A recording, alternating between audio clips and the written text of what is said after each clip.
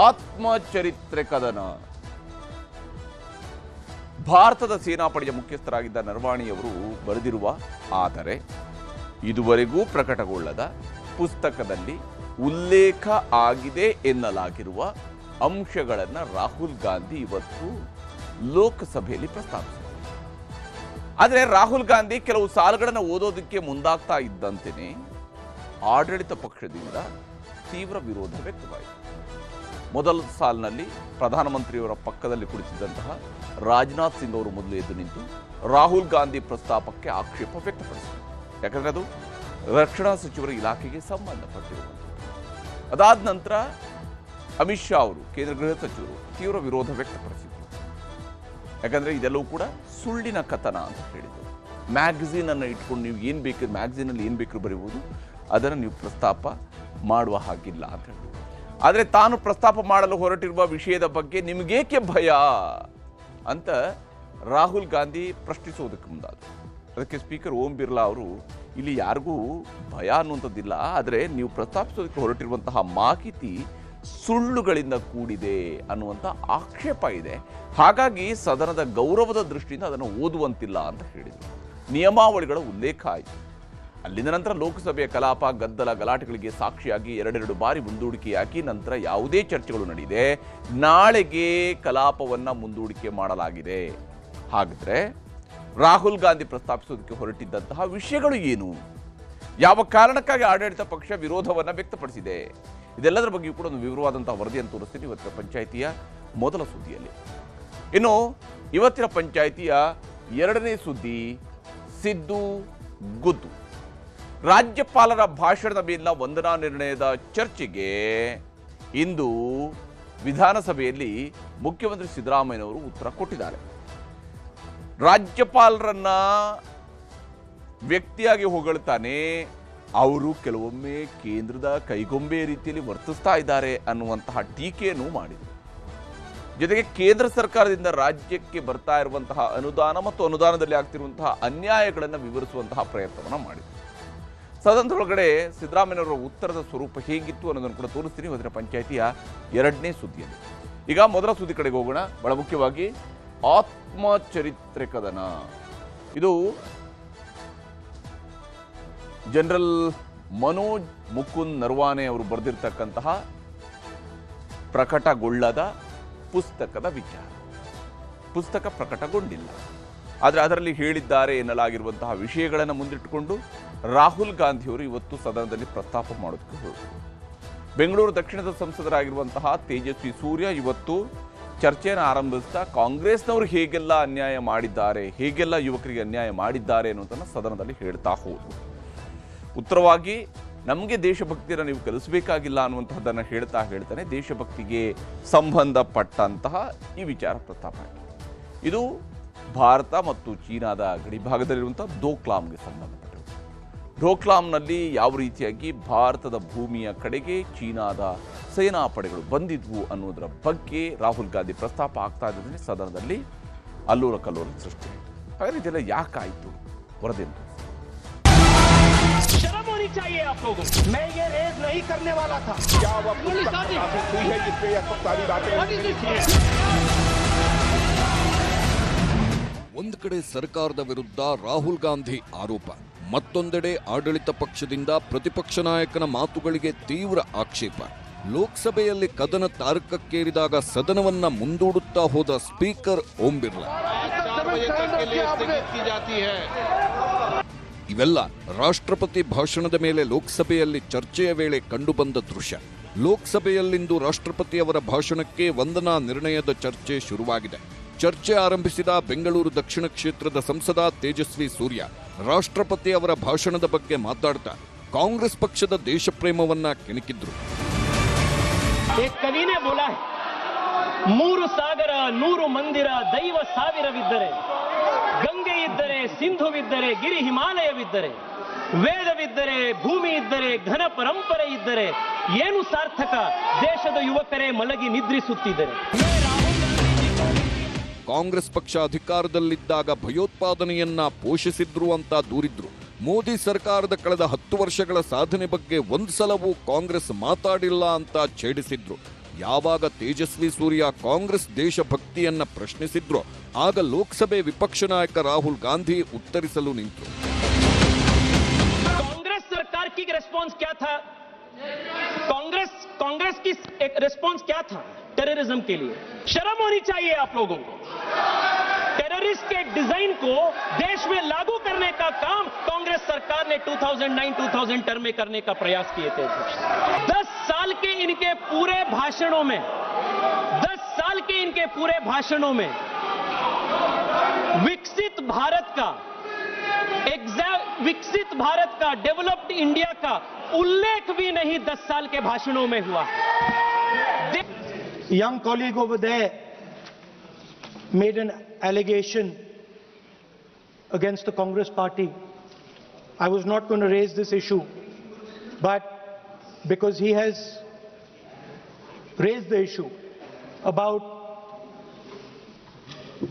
our patriotism, ಯಾವಾಗ ರಾಹುಲ್ ಗಾಂಧಿ ನಿವೃತ್ತ general Manoj Mukund Naravane ಅವರ ಅಪ್ರಕಟಿತ ಪುಸ್ತಕದ ಅಂಶಗಳು ಎಂದು ಹೇಳಲಾದ ಕಾಗದಗಳನ್ನು ಕೈಗೆತ್ತಿಕೊಂಡ್ರು ಆಗ ಇಡೀ ಬಿಜೆಪಿ ನಾಯಕರು ಏಕಾಏಕಿ ಸಿಟ್ಟಿಗೆದ್ರು. ನರವಾಣೆ ಪುಸ್ತಕ ದೃಢೀಕರಣವಾದ ಪುಸ್ತಕ ಅಲ್ಲ, ಪ್ರಕಟಣೆನೂ ಆಗಿಲ್ಲ, ಅದನ್ನ ಸಂಸತ್ ಅಧಿವೇಶನದಲ್ಲಿ ಪ್ರಸ್ತಾಪ ಮಾಡೋ ಹಾಗಿಲ್ಲ ಅಂತ ಆಗ್ರಹಿಸಿದ್ರು. क्या वह पुस्तक प्रकाशित हुई है जिसमें यह सब सारी बातें उन्होंने लिखी हैं? यदि प्रकाशित हुई है तब तो आप उसका उल्लेख करिए, नहीं प्रकाशित हुई है तो उल्लेख करने का कोई औचित्य नहीं है। sir दीजिए. So this is 100% authentic. 100% authentic. के माध्यम से ये पूछना चाहता हूं लीडर अपोजिशन से, जिस पुस्तक Rajnath Singh is getting exercise because his name is going to be spoken just now. प्रकाशित हुई है या नहीं हुई है, केवल मैं एक प्रश्न का जवाब इनसे चाहता हूं अध्यक्ष जी। वो मैगजीन की रिपोर्ट है, नरवणे जी ने नहीं कहा, इतना बोल दे। एक बार रिकॉर्ड पर बोले कि नरवणे ने नहीं कहा है। रक्षा मंत्री जी इतना ही कह रहे हैं कि नरवणे जी की पुस्तक को आप रिफर कर रहे हो तो वो प्रकाशित हुई या नहीं हुई, वो स्पष्टता करें। नरवणे की रिपोर्ट नहीं है, नरवणे का पुस्तक नहीं है, इतना स्पष्टता करे। मैगजीन तो कुछ भी लिख सकता है। ऑथेंटिक है। इसमें नारावाने जी ने कहा है कि उनका मेमोआर है, उसे सरकार पब्लिश नहीं होने दे रही है, इसमें सब लिखा है। और मैं सिर्फ इसमें से 5 लाइन पढ़ना चाहता हूं जिसमें नारावाने जी ने राजनाथ सिंह के बारे में और मोदी जी के बारे में बोला है। ಆಡಳಿತಾರೂಢ ಸರ್ಕಾರದ ಮಾತಿಗೆ ಸ್ಪೀಕರ್ ಧನಿಗೂಡಿಸಿದ್ರು.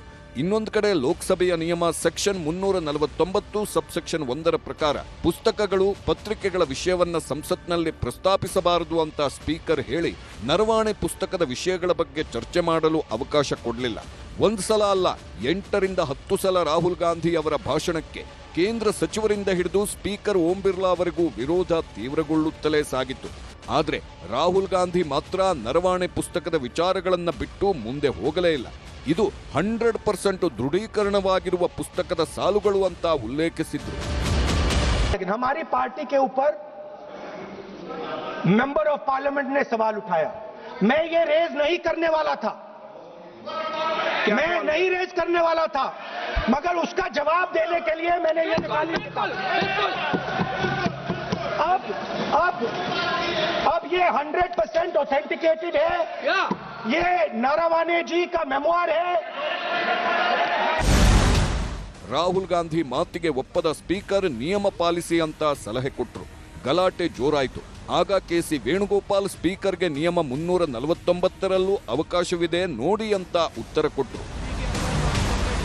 और आप प्रतिपक्ष के नेता है, मुझे आशा है कि आप उन नियम प्रक्रियाओं का पालन करेंगे। नियम आप नियम सुन लें। एक सेकंड सर, ये जनरल नारावाने जी ने किताब लिखी जी, क्या है 349 जी, shall not read any book, newspaper or letter except in connection with the business of the house. The business of the house, very clearly, Tejasvi Surya very clearly given an allegation against the Congress party. Honorable LOP is trying to reply that allegation, telling that you are not nationalist, Indian National Congress. General Naravane ಆತ್ಮಚರಿತ್ರೆಯದ್ದು ಎನ್ನಲಾದ ವಿಷಯ ಬಿಟ್ಟು ರಾಹುಲ್ ಗಾಂಧಿ ಮುಂದಕ್ಕೆ ಹೋಗಲಿಲ್ಲ. Speaker ಅವಕಾಶ ಕೊಡಲಿಲ್ಲ. ಬಿಜೆಪಿಯವರು ರಾಹುಲ್ ಗಾಂಧಿ ಅವರನ್ನ ಮಾತಾಡೋಕೆ ಬಿಡಲಿಲ್ಲ. ಕೊನೆಗೆ ಪುಸ್ತಕವನ್ನ ಕೆಳಗಿಟ್ಟು ಬಾಯಿ ಮಾತಲ್ಲೇ ಹೇಳೋಕ್ ಹೋದ್ರು Rahul Gandhi. Naravane ji writes. No, I'm not quoting that. I'm not quoting it. नियम प्रक्रिया बोले और जो विषय का रूलिंग अध्यक्ष ने दे दी है उस लिंक की स्पीकर सर, आप चाहते हैं कि मैं इस किताब को, इस मैगजीन को कोट ना करूं, बिल्कुल, तो फिर मैं डिस्क्राइब तो कर सकता हूं. नॉट डिस्क्राइब नहीं कर सकते. स्पीकर सर, आप एक काम करिए, आप मुझे बता दीजिए क्या कहना है मुझे. अच्छा, मैं आपका सलाहकार नहीं हूं, लेकिन एज ए स्पीकर के नाते मेरा ये दायित्व बनता है कि सदन नियम प्रक्रियाओं से चले. आपने मुझे बोला कि आप नहीं बोल सकते हैं, नियम है. आप मुझे बताइए, हिंदुस्तान और चाइना की रिलेशनशिप पर ना बोलना कौन सा नियम है? ಕೊನೆಗೆ ರಾಹುಲ್ ಗಾಂಧಿಗೆ ನರವಾಣೆ ಆತ್ಮಚರಿತ್ರೆ ಬಿಟ್ಟು ವಿಷಯಕ್ಕೆ ಬನ್ನಿ, ಭಾರತ ಚೀನಾ ಬಗ್ಗೆ ಮಾತಾಡಬಹುದು ಅಂತ ಅವಕಾಶ ಕೊಟ್ಟರು. ಆಗ ರಾಹುಲ್ ಗಾಂಧಿ ನರವಾಣೆ ಆತ್ಮಚರಿತ್ರೆ ಬಗ್ಗೆ ಹೇಳದೆ 2020ರಲ್ಲಿ ಭಾರತ ಚೀನಾ ಗಡಿ ಸಂಘರ್ಷದ ಬಗ್ಗೆ, ಚೀನಾ ದಾಳಿ ಬಗ್ಗೆ ಉಲ್ಲೇಖಿಸಿದ್ರು. And this is from the memoir of Army Chief Naravane. And I'd like you to listen nicely. You will understand exactly who is patriotic, who is not. It'll take a little while, so this is about when 4 Chinese tanks were entering Indian territory. They were taking a ridge in Doklam, and the army chief writes, and I quote from an article that is quoting his book. ಇಷ್ಟಕ್ಕೆ ಸುಮ್ಮನಾಗದೆ ರಾಹುಲ್ ಗಾಂಧಿ ಗೃಹ ಸಚಿವರು, ರಕ್ಷಣಾ ಸಚಿವರು, ಪ್ರಧಾನಮಂತ್ರಿಗಳು ನಮ್ಮ ಪಕ್ಷದ ದೇಶಭಕ್ತಿ ಬಗ್ಗೆ ಪ್ರಶ್ನೆ ಮಾಡ್ತಾರೆ. ಆದ್ರೆ ಪ್ರಧಾನಮಂತ್ರಿ, ರಕ್ಷಣಾ ಸಚಿವರ ದೇಶಭಕ್ತಿ ನಡತೆ ಬಗ್ಗೆ ನರವಾಣೆ ಪುಸ್ತಕದಲ್ಲಿದೆ ಅಂತ ಕೆಣಕಿದ್ರು. आपके member of parliament, defence minister, home minister, prime minister, no prime minister साहब बोलने तो दीजिए सर.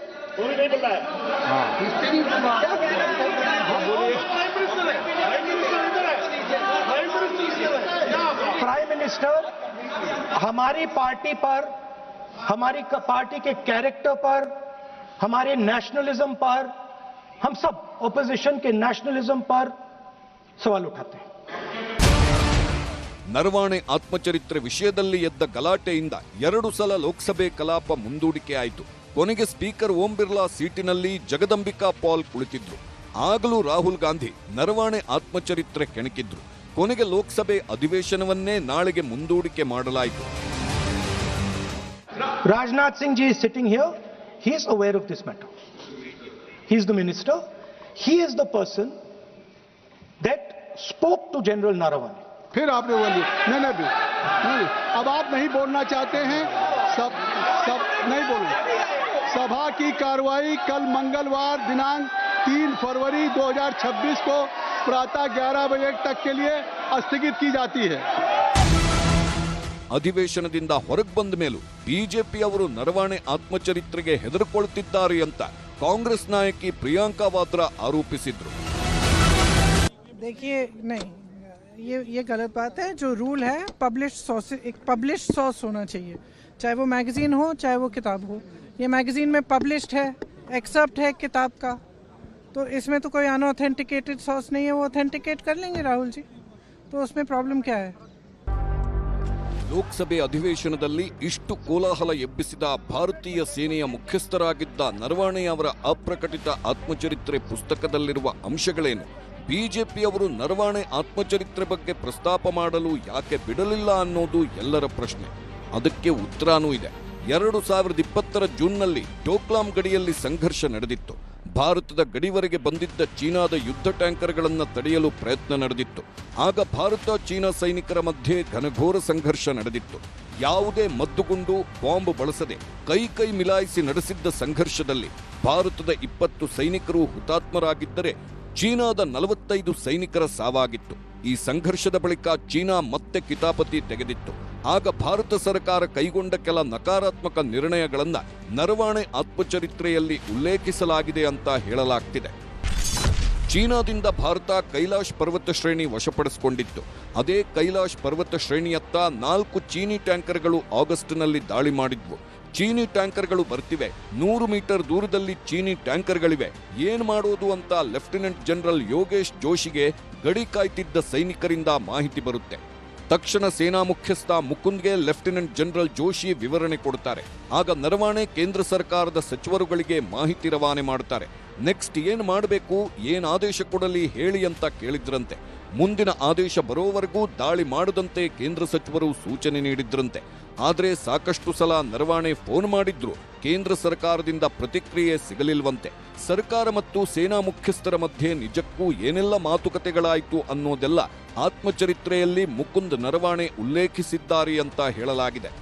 ನಿವೃತ್ತ ಜನರಲ್ ನರವಾಣೆ ಬರೆದ ಈ ಆತ್ಮಚರಿತ್ರೆ ಪುಸ್ತಕ ಇದುವರೆಗೂ ಪ್ರಕಟಣೆಯಾಗಿಲ್ಲ.